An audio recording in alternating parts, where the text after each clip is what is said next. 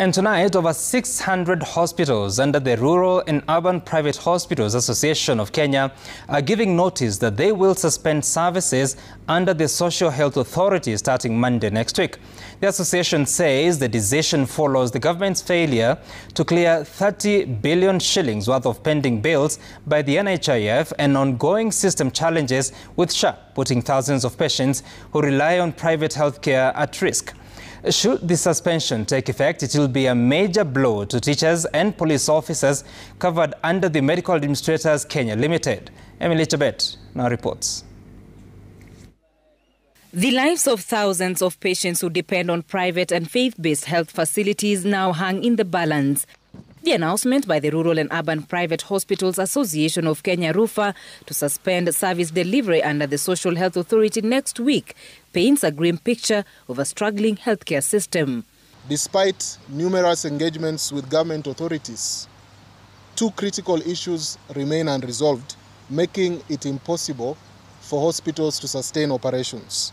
Number one, the settlement of historical NHIF arrears amounting to Kenya shillings 30 billion.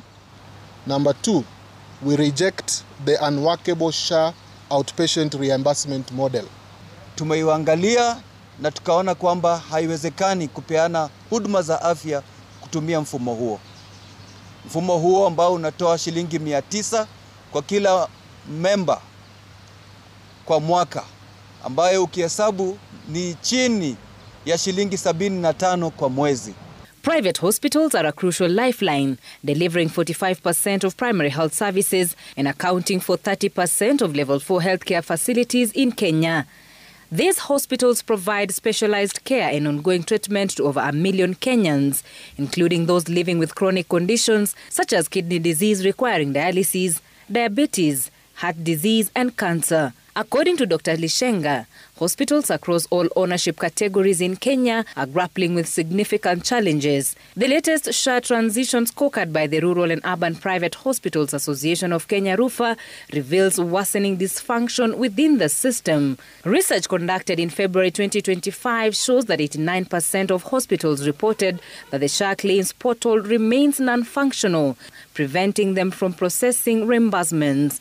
54% of hospitals have not received any payments from SHA since December 2024. Those that received payments reported no transparency on what the payments were for, making financial planning impossible. 87% of public level 2 and 54% of public level 3 facilities have not received any SHA payment since SHA transition began. 83% of hospitals reported serious difficulties in verifying patient eligibility due to SHA system glitches, leading to denial of care for patients in urgent need. 74% of hospitals reported being unable to reach SHA for claim-related queries, with calls and emails going unanswered. How do you explain paying 75 shillings for a diabetic patient, a hypertensive patient? We know that our dialysis centers are collapsing under the burden of NHIF claims. It will be tragic that from Monday, you would expect dialysis patients to start going back to their pockets. This is not the situation we've wanted. We want to protect the sector. The Rural and Urban Private Hospitals Association RUFA has joined other private health facilities in suspending services for teachers and police officers covered under the Medical Administrator Kenya Limited scheme, citing unpaid debts. MKL has failed to pay hospitals for the last 1 year. No single hospital has been paid by MKL. MKL has been forcing hospitals to accept arbitrary and unexplained discounts on true claims. We also note that MKL happens to own its own clinics and that it has been favoring these clinics in an uncompetitive and unethical manner. According to RUFA, at least 2 million Kenyans will be affected by the latest move.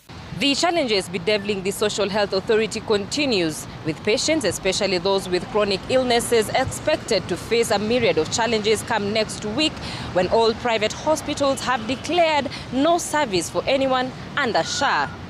Emily Chebet, Citizen TV, Nairobi.